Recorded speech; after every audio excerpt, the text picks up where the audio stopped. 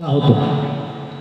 স্বামী অদ্বৈতানন্দ স্বামীজি রামপুর গ্রামে দ্বারিকা মহাজন বাবুর বাড়িতে যখন আসলেন, ভক্তদের ডেকে যখন বলছেন, হে ভক্তগণ, তোমাদের গুরু বাবা এসেছিল, একটু গুরুদেবের নামে একবার হরিনাম সংকীর্তন করো তো। সবাই সংকুচিত হয়ে গেলেন, কারণ বললেন, গুরুদেব, এই নাম তো যে বাড়িতে মানুষ মারা যায় সে বাড়িতে করা হয় হরিনাম। এক সময়ে যে বাড়িতে মানুষ মারা যেত সে বাড়িতে হরিনাম সংকীর্তন করা হতো। কিন্তু অদ্বৈতানন্দ বাবাজি বলছেন, তা হবে না। আজ থেকে মরা বাড়ি নয়, এটা জীবন্ত বাড়িতে হরিনাম সংকীর্তনের আয়োজন করতে হবে। তাই তো পদকর্তা বলছেন, নামে ভক্তি নামে যে মুক্তি, সদা করো নাম ভজন। দেখুন তো, মরা পড়ার নাম বলে আমরা হরিনাম কীর্তন করতাম না, অথচ স্বামীজি বলছেন এটা মরা পড়ার নাম নয়, এটা বেঁচে থাকার নাম। বেঁচে থাকতে হলে হরিনাম সংকীর্তন করতে হবে।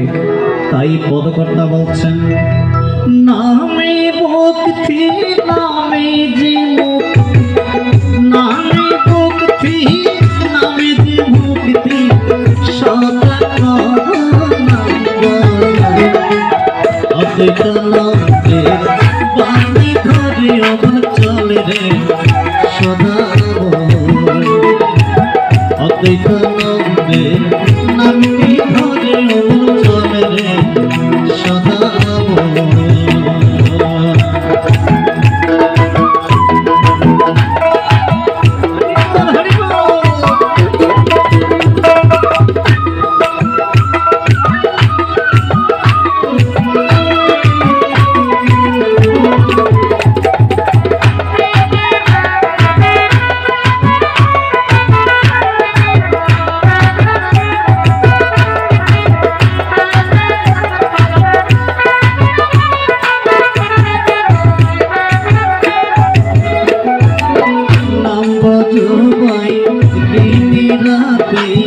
গুরু চরণ ধরি নাম জবাই দিন রাতে, গুরু চরণ ধরি।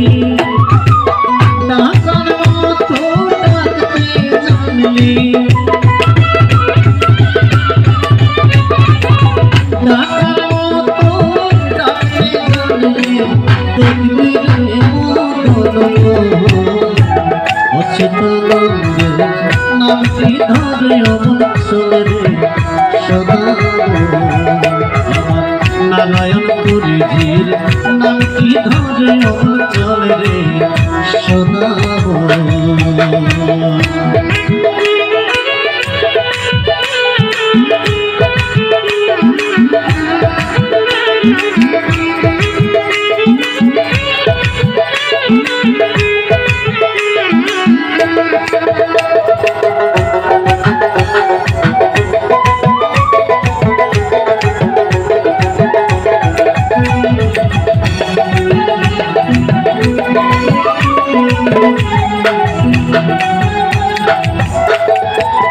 নামের গুণে কত পাপি গেল রে তোলিয়া, নামের গুণে জাগায় মাগায় গেল রে তোলিয়া। অকামিল বৈকুণ্ঠে গেল, অকামিল বৈকুণ্ঠে গেল, পেল প্রভুর দর্শন। অদ্বৈতানন্দের নামটি ধরে অমর চলে রে সদা। অচ্যুতানন্দের নামটি ধরে অমর চলে রে সদা।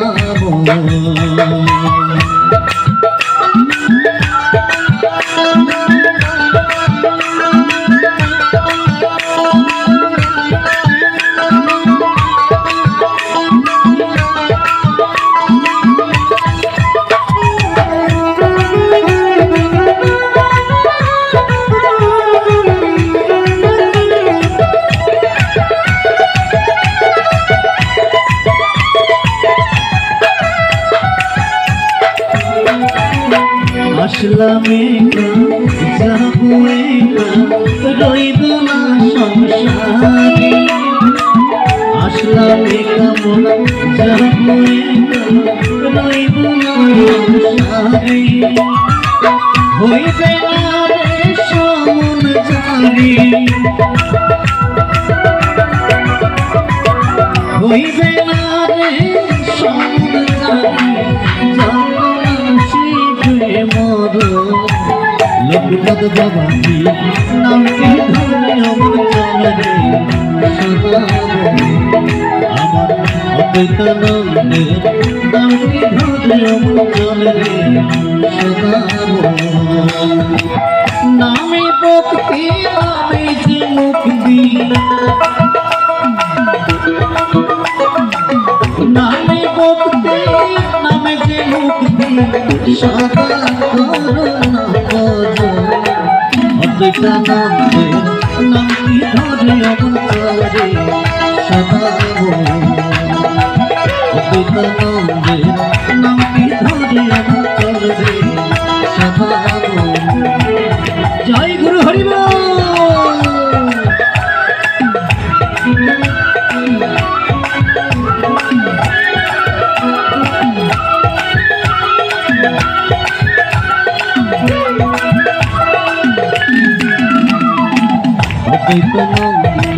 নামটি ধরে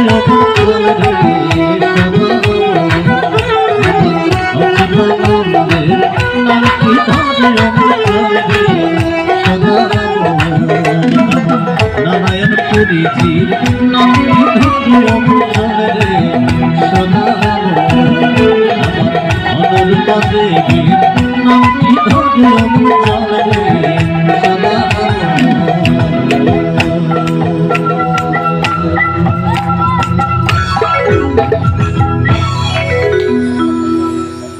নামেই শক্তি নামেই মুক্তি সদা কর নাম ভোজন অদ্বৈতানন্দের নামটি ধরে চলে অমন সদা চলে অমন। তো সুধীবৃন্দ, যারা এই জগৎ সংসারে মানব জন্ম নিয়ে এসেছি আমরা, দুর্লভে মানব জন্ম, এই মানব জন্ম অতি দুর্লভ। আমরা তো দেখি লোকনাথ বাবাজি 3 জন্মের কথা বলতে পেরেছেন বলেই তার নাম হয়েছে ত্রিকালজ্ঞ। তিনি 3 জন্মের কথা বলতে পারতেন লোকনাথ বাবাজি, আমরা 1 সেকেন্ডের কথাও বলতে পারবো না। তাই এই মানব জন্মে আমরা 84 লক্ষ যৌনি ভ্রমণ করেছি, 84 লক্ষ মায়ের গর্ভে আমরা সন্তান রূপে গিয়েছি। কখনো ব্যাঙ, কখনো বানর, কখনো সর্প, কখনো কুকুর বিড়াল। কোনো এক মানব জন্মের পুণ্যের ফলে আমরা এই দুর্লভ মানব জন্ম পেয়েছি। এই মানব জন্মে এই বাবুরা কথা বলবে না। মানব জন্মে আমরা যখন 7 মাসের গর্ভে মায়ের পেটে ছিলাম, খেয়াল করুন, মায়ের পেটে যখন 7 মাসের সন্তান সবে মাত্র হাত পা গজিয়েছে, ভগবান শ্রীকৃষ্ণ অদৃশ্য হয়ে মায়ের গর্ভে প্রবেশ করেছেন, সবার মায়ের গর্ভে। তখন আমাদেরকে বলেছিলেন, হে মানব সন্তান, তুমি তো বেঈমানের জাত, তুমি আমার সাথে কমিটমেন্টবদ্ধ হও, অঙ্গীকারবদ্ধ হও। আমরা বলেছিলাম, দয়াল কি করব? ভগবান বলেছিলেন, মায়ের গর্ভ থেকে ভূমিষ্ঠ হয়ে তুমি আর কারো নাম নেবে না, শুধু আমার নাম সংকীর্তন করবে। আমরা বলেছিলাম, দয়াময় ঠিক আছে, তোমার নাম করব জন্মের পরপরই সারা জন্ম। কিন্তু দেখুন, মাতৃগর্ভ থেকে যখন ভূমিষ্ঠ হলাম, এয়ার কন্ডিশনের মতো যখন উত্তপ্ত হাওয়া, মায়াময় হাওয়া যখন আমাদের শরীর স্পর্শ করলো, আমরা ভগবানকে যে কথা দিয়েছিলাম সে কথা ভুলে গিয়ে মা মা করে চিৎকার করে উঠলাম, মায়াময় জীব হয়ে আমরা বাঁচতে শুরু করলাম। তাই ভগবান বলছেন, আমি যে তোমাকে কথা দিয়েছিলাম, তুমি যে আমাকে কথা দিয়েছিলে, সে কথা কি ভুলে গিয়েছো? আমরা বললাম, হে দয়াল, তোমার নাম তো করতে পারি না। এই জগৎ সংসারে টাকার লোভে, ভালোবাসার লোভে, আমরা অর্থ সম্পদের লোভে তোমাকে ভুলেই বসে আছি। হে দয়াময়, এখন কি হবে? পদকর্তা বলছেন, পেতে চাইলে দিতে থাকিস যে অবস্থায় যেমন পারিস। আমরা কিন্তু দিতে চাই না। এই যে দেখুন, একরকম ভিক্ষা করে, মানুষের কাছে চাঁদা আদায় করা মানেই কিন্তু ভিক্ষা করা। অদ্বৈতানন্দ স্বামীজি বিধান দিয়েছেন, ঘরে ঘরে ভিক্ষা করে মহোৎসব করলেই সেই মহোৎসবের সার্থকতা আসে। দেখুন, এই মহেশখালীর ভক্তবৃন্দরা, গুরুগত প্রাণ ভক্তবৃন্দরা, গুরুগত ভক্তবৃন্দরা ভিক্ষা করে, 1 টাকা 20 টাকা ভিক্ষা করে, চাঁদা আদায় করে এই মহোৎসবের আয়োজন করেছেন। অনেকে কিন্তু 20 টাকা চাঁদা দেওয়ার ভয়ে পালিয়ে যায়, দোকান থেকে লুকিয়ে যায়। দেখুন, কিছুক্ষণ পরে ভগবানকে গিয়ে প্রার্থনা করবেন, হে গোবিন্দ, আমাকে আমার বাণ্ড পূর্ণ করে দাও। কিন্তু পদকর্তা বলছেন, দিতে যে পারে না পাওয়া তার ঘটে না। পেতে চাইলে দিতে থাকিস যে অবস্থায় যেমন পারিস। ভগবানকে দিলেই তো ভগবান আপনাকে দেবেন, তাই না? আমরা কিন্তু ভগবানকে দিতে চাই না। এবার আসুন এই প্রসঙ্গে স্বামীজির ছোট ভাই অচ্যুতানন্দ বাবাজি। আমাদের গ্রামে, রামপুর গ্রামে কোনো মহোৎসব হতো না। এখন একদিন তরণী সাধু, শশাঙ্ক বাবু, 5 জন ভক্ত মিলে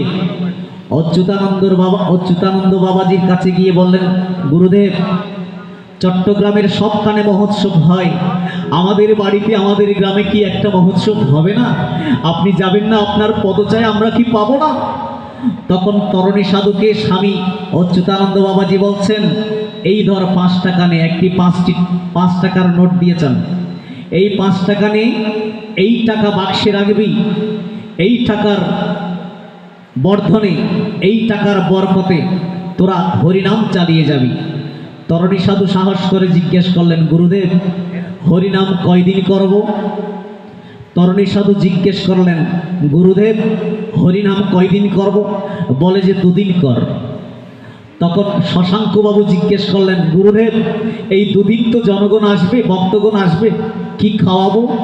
বলে যে আকাশের উপর হাত তুলে দিবি, আকাশ থেকে তোরা যা পাবি তাই দিয়ে ভক্তগণকে মনের বাসনা পূর্ণ করবি।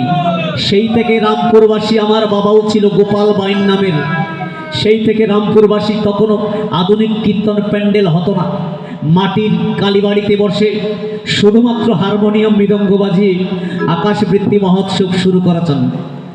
আকাশবৃত্তি মহোৎসব যখন 2 দিন সমাপন হলো, একজন ভক্ত গুরু বাবাজির কাছে ছুটে গেলেন, গুরুদেব, 2 দিন তো হয়ে গেল, আমরা বসে বসে কীর্তন করছি, আর কদিন করব? বলে যে সাহস থাকলে আর 2 দিন করতে পারবি তো? ভক্তরা বলছেন, গুরুদেব, আপনি যদি কৃপা করেন অবশ্যই 2 দিন পারবো, আর 2 দিন। সেই 2 দিনে 4 দিন হয়ে গেল। এখন টাকা কোথায় পাওয়া যাবে? একটি টাকাও কারো কাছ থেকে আদায় না করে স্বামীজি সেদিন শেষের দিনে, 4 দিনের মাথায় স্বামীজি পদব্রজে হেঁটে হেঁটে ভক্তদের সঙ্গে রামপুর বণিক পাড়ায় পদচারণা করলেন। বৃন্দাবন হয়ে গেল সেদিন রামপুর বণিক পাড়া। তখন ভক্তরা গড়াগড়ি কাঁদছেন, কিসের প্রসাদ?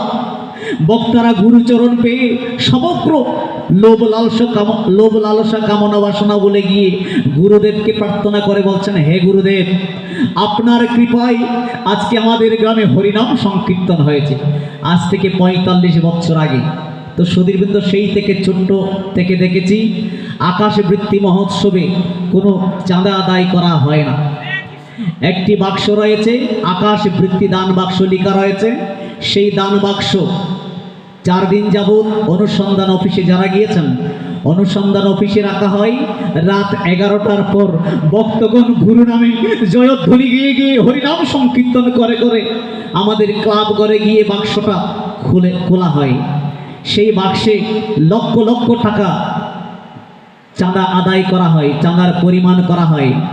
সুধীবৃন্দ, গত বছর এই যে পৌষ মাস গেল, পৌষ মাসের 1 তারিখে হয়, গত বছর মনে আছে, প্রথম দিন টাকা আদায় হয়েছে বাক্সের মধ্যে 3,82,094 টাকা।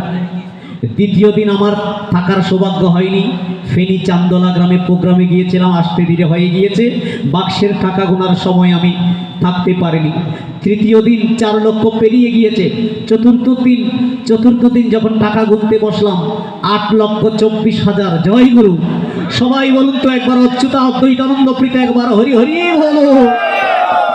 শুধুবিন্দু গুরু কৃপা নইলে এত বড় বড় টাকার বান্ডিল সেই বাক্সে প্রবেশ করে কিভাবে?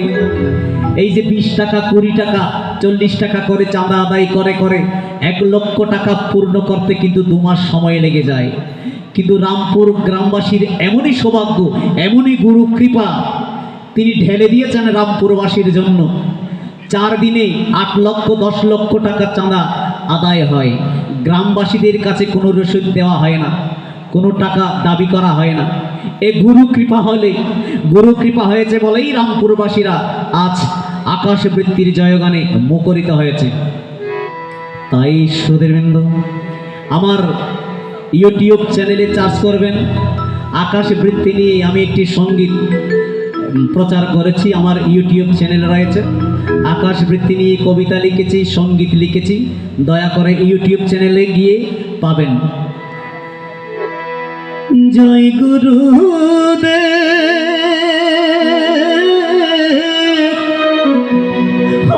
অদ্বৈতানন্দ, লাখ প্রণাম তব চরণে গো, লাখ প্রণাম তব চরণে। আকাশ বৃত্তিতে যারা গিয়েছেন, অলৌকিক দৃশ্য কিন্তু রামপুর বণিক পাড়ায় সেদিন ভগবানকে সঙ্গে নিয়ে আমার অদ্বৈতানন্দ স্বামীজি, অচ্যুতানন্দ স্বামীজি কিন্তু সশরীরে নেমে আসেন। তাই সেই রামপুর বণিক পাড়া বৃন্দাবনে পরিণত হয়। জয় গুরুদেব অদ্বৈতানন্দ, লাখ প্রণাম তব চরণে গো, লাখ প্রণাম তব চরণে। ওহে দয়াময় শিবনারায়ণ পুরী, লাখ প্রণাম তব চরণে গো, লাখ প্রণাম তব চরণে।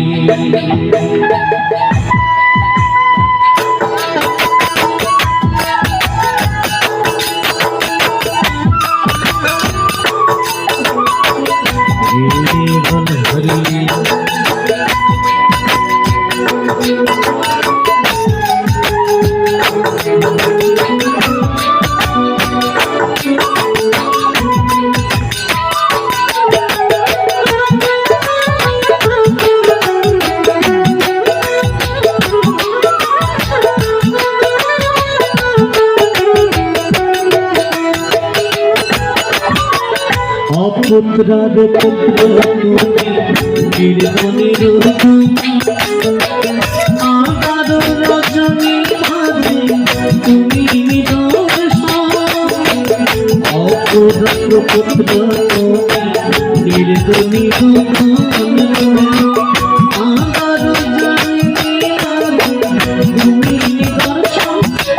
তুমি সত্য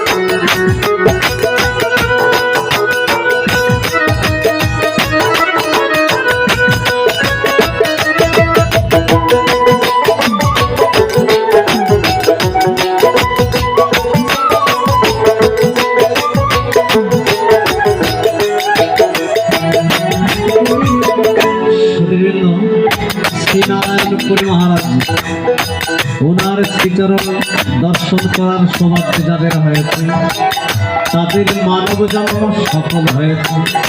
শ্রী উমা অনুরূপা দেবী ওনার চরণ যারা দর্শন করতে পেরেছে তাদের মানব জন্ম সফল হয়েছে। তাই পদকথা বলছেন, অগতির গতি তুমি নির্গণীর প্রভু